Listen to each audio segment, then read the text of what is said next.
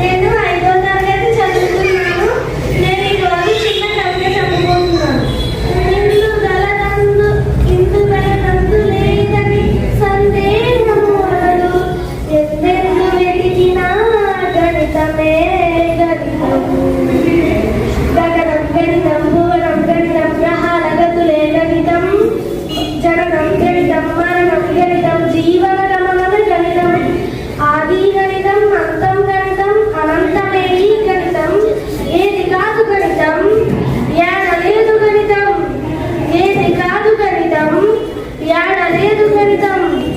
గం గం గం గం గణితం, జం జం జం జం గణితం. రణము రణము గణితం, స్థానము కోణము గణితం, లాభము నష్టము గణితం, కాలము వేగము గణితం. ఏది కాదు గణితం, ఏడలేదు గణితం. ఏది కాదు గణితం, ఏడలేదు గణితం. గం గం గం గం గణితం, జం జం జం జం గణితం.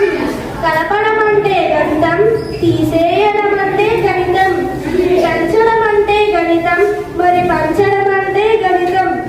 అంకెలతోటి గణితం, అక్షరాలతో గణితం, గీతలతో